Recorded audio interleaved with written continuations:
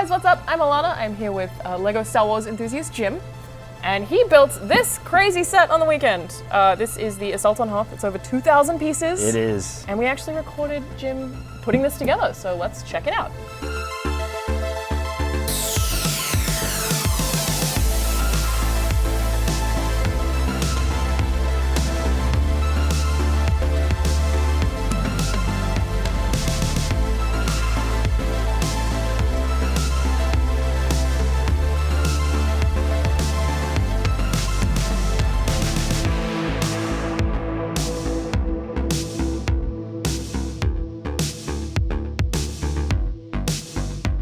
So here it is, all assembled.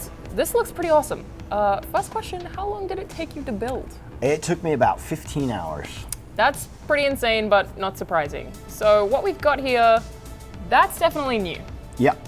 And that one's new as well. Some of this stuff has existed in previous sets, and this is advertised as a collector series, but we were talking before, it seems kind of a little bit more like a playset. Yeah, I would agree.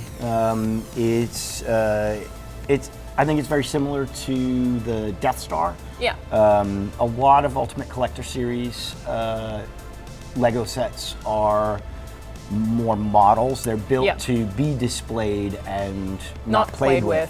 Whereas this obviously is. 100%. This is about playing around with it and having fun with it. I mean, we have some actual stuff that's interactive here. Like, what's some of this stuff fires, right? Almost everything fires. Right. This fires. This opens. X-Wing fighter fires. This is fantastic. The opening mechanism on the Rebel base doors.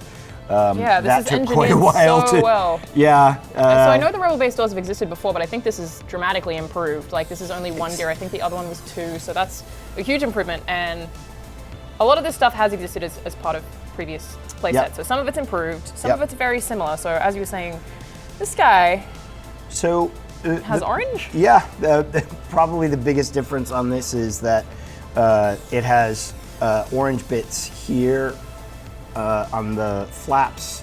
And instead of the sticker being gray, we have an older version here. You can see the sticker here is gray, it's orange.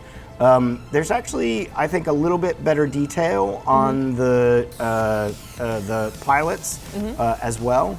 But other than that, the build is almost exactly the same as it is for this one. So let's talk about the stuff that is new. This guy opens up. He does. I always refer to Lego as this guy for some reason. It opens up, it angles up and down. That's cool. I would have liked to have seen it pivot as well. But the best thing is the firing mechanism. I don't want to do it here for risk of breaking our camera.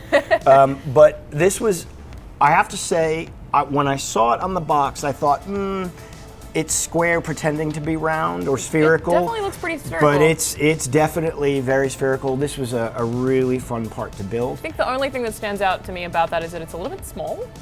You would have expected it to be a little bit bigger. Yeah. One of the problems with minifigs is they tend to throw scale off altogether. That's true. So I take it with a grain of salt. The shield generator is definitely smaller. By the way, this is the fundamental action on the shield generator is when you go like this. Oh, that's cool. It blasts apart.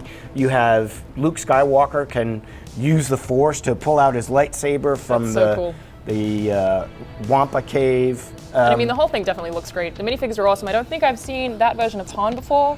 He doesn't have his hood. He doesn't, and it's a bit of a mistake because there is I'm almost certain there is a version of Han on Hoth.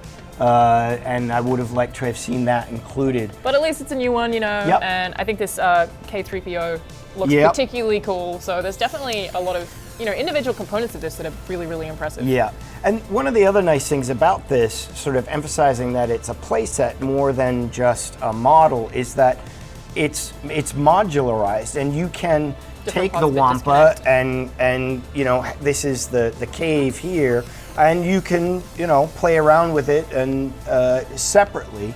And the same for some of these other sections. They fairly easily pull off, and you can, space it out so you can build yourself a nice set. Yeah, it's definitely designed to be played with. So this one came out a couple of weeks ago? Yeah, it came out last Saturday, and in preparation for Star Wars Day, May the 4th. Yeah, well, it was $250, so that is a fair price point, but I think it does look pretty awesome. My main criticism would be that it's not a whole lot of original content, but the stuff that is here is really nicely modified, and again, that door is super impressive. Yeah. So thank you so much for joining me, Jim. Until next time, stay right here on IGN.